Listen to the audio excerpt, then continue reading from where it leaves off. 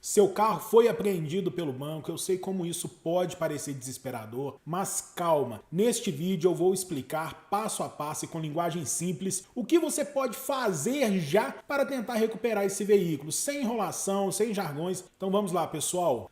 E antes de mais nada, deixa eu me apresentar aí para vocês. Eu sou Renato Albino, advogado especialista em direito do consumidor e bancário, gravando aqui do meu escritório, e eu já vou fazer um convite para você, levando em consideração que esse vídeo aqui vai mudar a sua vida e vai poder te agregar muito aí nos seus próximos passos. Aproveite essa oportunidade, se inscreve aqui no nosso canal, que com certeza vai ajudar você. Pessoal, para uma melhor didática aqui desse vídeo, eu vou separar aqui em 4 tópicos. Por que que o banco toma o veículo? Segundo, o que fazer na hora? 3, prazos importantes. E 4, caminhos práticos e jurídicos. Ou seja, eu vou explicar para você por que o banco pode tomar o carro, o que fazer imediatamente, os prazos que salvam o seu direito e as opções, que seja negociação, depósito, ações judiciais, tudo explicado como se eu estivesse conversando aqui com o vizinho. Pessoal, quando você financia um carro, muitas vezes o contrato diz que o veículo fica como garantia do pagamento. É como se você tivesse emprestado o carro para o banco até pagar tudo. Esse tipo de garantia tem nome técnico, alienação fiduciária, que com certeza você já ouviu falar. E existem regras que dizem quando e como o banco pode aí tomar o bem. Recentemente, o chamado aí Marco Legal das Garantias atualizou essas regras e passou a disciplinar também a retomada sem a necessidade imediata do judiciário, quando isso estiver previsto no contrato. O que isso significa na prática? Em contratos bem redigidos, o banco passou a ter meios extrajudiciais para buscar o bem, mas isso não tira seus direitos. Você ainda pode questionar e exigir aí regras e prazos para tentar recuperar aí o seu veículo. Agora, uma coisa muito importante, pessoal, o que fazer na hora da apreensão? Primeiro de tudo, não resista. Se o carro estiver sendo recolhido, não enfrente a equipe. Isso pode virar um problema ainda maior. Por quê? Se tiver um oficial de justiça, ele está ali agindo em nome do juiz por uma ordem dada aí pelo judiciário. Então, não queira partir para agressão, não queira discutir. Infelizmente, nesse momento, a melhor opção é não resistir. Segundo passo, peça imediatamente o termo de apreensão, que é um recibo do que foi levado e o endereço do pátio onde o carro ficará. Anote a hora, o nome da empresa e tire até fotos aí se você conseguir. Outro ponto muito importante, pessoal, é que se você não estiver no local, mas receber a notícia de que seu carro está sendo levado, se tiver algum parente ou familiar, peça para retirar todos os bens pessoais e particulares de dentro do veículo, porque senão depois vira um problemão para você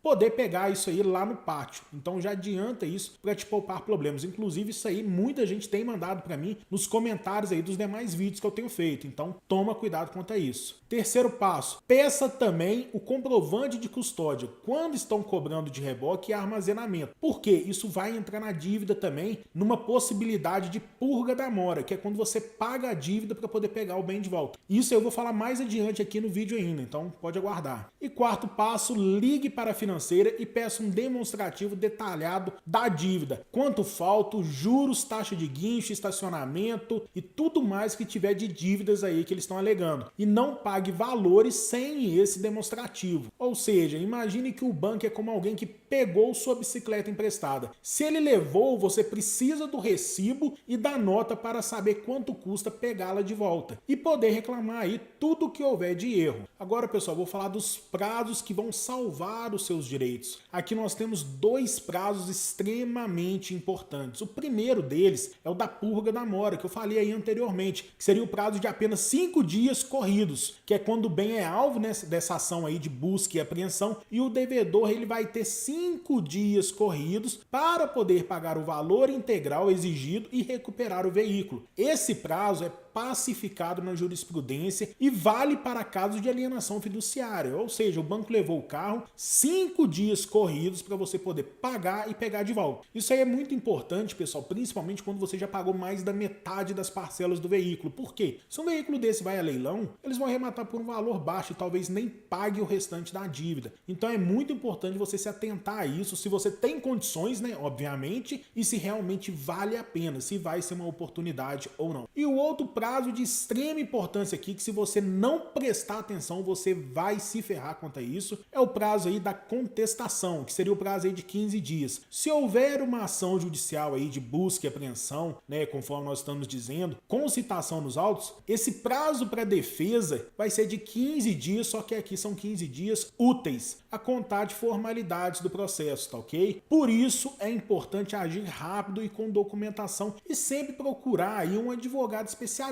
para poder fazer uma análise do seu contrato, que eu já vou explicar também. Agora, pessoal, eu vou entrar na parte mais importante do vídeo, que são as opções práticas e jurídicas aí que você tem. E aqui são os caminhos mais comuns aí, que vai escolher conforme a sua realidade. Nada de fazer coisa absurda que vai se complicar ainda mais. Primeiro, essa questão de purga da mora, né, que é pagar e recuperar o veículo, que é você pagar todo o débito ali, né, no prazo de 5 dias, é uma possibilidade viável para quem já está aí para mais da metade das parcelas e talvez até no final do pagamento se atrasou ali poucas parcelas por algum motivo. E aqui, pessoal, uma dica prática para você ter muito cuidado, que às vezes é melhor você fazer o depósito judicial do que pagar o banco. Isso aí seu advogado vai intermediar, porque se você estiver conversando com o banco faltar clareza, às vezes ele receba o valor e você ainda vai continuar devendo. Tá ok? Então você precisa ter uma prova robusta do valor total da dívida, né, o demonstrativo, para poder findar isso. Senão vai ser uma dívida infinita e refinanciamento neste momento não é uma boa ideia. A segunda possibilidade aqui, pessoal, seria o depósito judicial ou consignação. Se o banco não aceita o pagamento por desacordo no valor, dá para depositar um montante em juízo, que é igual eu falei anteriormente, e pedir, né, que o juiz decida depois. Isso evita que o bem seja vendido enquanto discute o valor. Pessoal, outra possibilidade um pouco mais arriscada seria a negociação direta. Muitas vezes é a via aí mais rápida para você poder resolver, que seria aí por meio da negociação, seja parcelamento, acordo para retirar o bem do pátio ou até para poder reduzir os encargos, mas sempre exige o demonstrativo por escrito. E sempre muito cuidado nessa negociação. Tô falando que é arriscado porque o banco costuma cobrar juros em cima de juros e você às vezes paga um valor que para você é um valor considerável, um valor bom, mas para o banco às vezes era só os juros